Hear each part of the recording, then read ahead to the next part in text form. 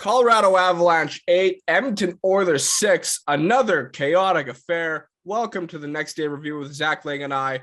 Zach, let's just get into it. What was that game? Like another game one madness? I don't know, the Oilers seem poisoned by game one in these playoffs.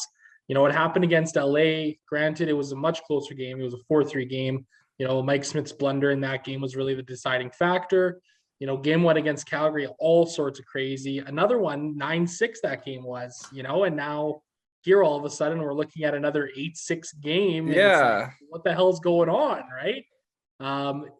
It's weird. It's strange. It's not something that I'm overly concerned about. You look at the way the Oilers responded in games 2 in LA and game 2 against, you know, the Calgary Flames, and they did a really solid job in responding well. Especially for a guy like Mike Smith. You know, he stunk in game one of each series so far, and he's come back to shut the door.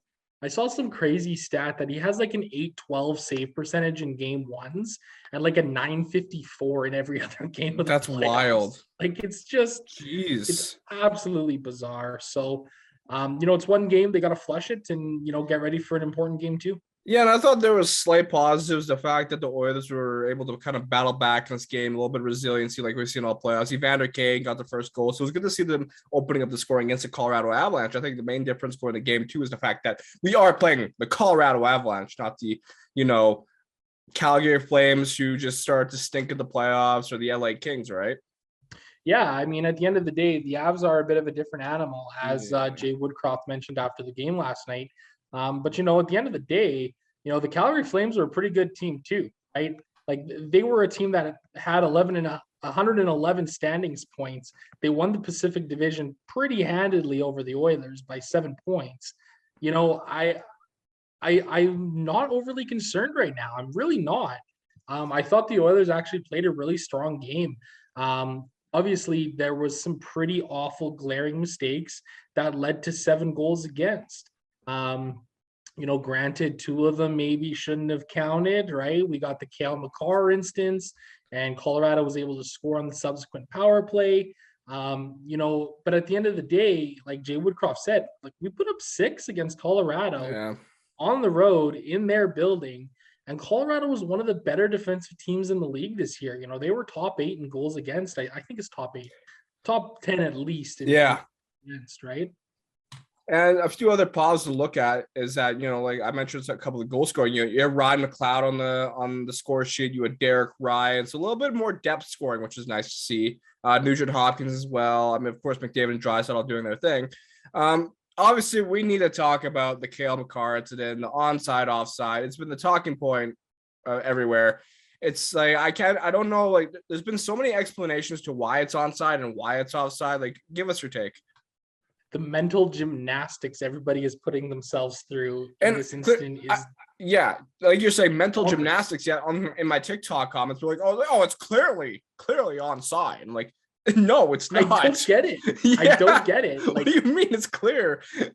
So you're telling me that Cale Makar doesn't have possession of the puck when he took the puck in the neutral zone, chipped it forward, took 3 strides, and then grabbed it again? Like, is that not possession of the puck? Like, I don't understand. I mean, I guess I kind of see what people are saying and why people are saying it's legit, but I mean, it's just bonkers to me. You know, I think in a sport, especially like the NHL, where it is so fast paced, going both ways, the margins and incidents like this are just razor thin. They really are. They're absolutely razor thin. You know, how they were able to see in real time that it was onside, I have no idea. I don't know why it wasn't blown dead offside immediately. It's contrary to so many things we've been told about what offsides are. You know, as far as I'm concerned, we should just abolish offsides and completely get rid of them, and we wouldn't have issues like this. Jokes aside, you know, I think the large issue that I have with it all is the inconsistency behind it. You know, we've seen ones that get called back. We've seen ones that get called good. You know, the way I look at it is, once you blow the whistle dead, I mean, it's a dead play at that point, right? And, you know, in my eyes, there's been times where that's happened and it hasn't gone the Oilers' way, and, you know, vice versa, right? But at the end of the day, no matter what happened, it wasn't like that cost the Oilers the game. Yeah, right? like Jay Woodcroft said. The Oilers still allowed 5 other goals in that game that were all on pretty bad mistakes, right? So I'll take Jay Woodcroft at his word for that one. Yeah, and it's like kind of just like the Calgary game in game 1, we let in 9 goals. It wasn't just like, yeah, sure, we tied 6-6 in that game, but we still let in 9 or 8, The one thing I want your take on is when people say, oh, well, the reason why the goal counted is because Gary Bettman doesn't want a Canadian team to win. Yeah, I don't know.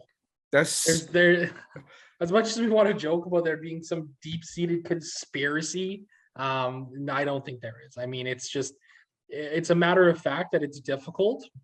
It's difficult for any team to win a Stanley Cup, let alone for a Canadian team, right? There's there's like 5 or 6 Canadian teams, right? 6 Canadian, 7 Canadian teams? Seven Canadian teams. Man, I can't even do Yeah. math today. It's difficult for any of these clubs to win the cup, right? So it's been a long time since it's happened. Montreal came really close. Edmonton, we're giving it a good run here. Will we be able to come out of the series against Colorado? Who knows? Yeah, and then I guess looking at game 2, any adjustments we need to make. I think I saw Bob Stauffer make a tweet that the Oilers need better puck management, for example. Yeah, absolutely. Better puck management all around, I think, is going to be the key for the Oilers here. They know this is a Colorado team that likes to attack with speed. So, the Oilers need to try and clog up that neutral zone. I think the forwards need to do a better job of getting back into the defensive zone too. For the Oilers, one thing they struggled with earlier this season was defending off the rush, and Colorado attacks off the rush incredibly well. So that's something that the team's going to have to definitely look for. And I think a big storyline too that not a lot of people are talking enough about is the goaltending in this series. I mean, what's going to happen? Darcy Kemper left the game with an upper body injury. He pulled himself out of the game. Yeah. Clearly wasn't feeling something. Pavel Francouz gave up 3 goals on 21 shots. Mike Smith gave up, a number of goals on his own. And Mikko Koskinen kind of came in and shut the door. Yeah. He allowed 1 goal on, 21 shots, I think it was. Like, he had like a 954 or something like that save percentage. Jay Woodcroft was non-committal on the goaltending earlier today. Wouldn't expect him to come out and say anything. And, so was the Avs. So I think if the Avs turn to Pavel Francouz, I kind of like the Oilers' odds to come back pretty quickly in this one. Yeah. Do you imagine I think they'll go with Mike Smith because usually that's how it's been, unless Mike Smith has another stinker. Yeah, I'd be shocked if they didn't go back to Mike Smith. I kind of quietly tweeted it out last night. Like, should the Oilers maybe go with Koskinen? I don't this necessarily. Narrative. Yeah, I don't think that's necessarily the right play either. Smith has been really good. Like I said earlier, he's got a 954 in non-game ones. So I think you got to go back to Shabidi and hope that he's able to battle and come up with a big game too for the team.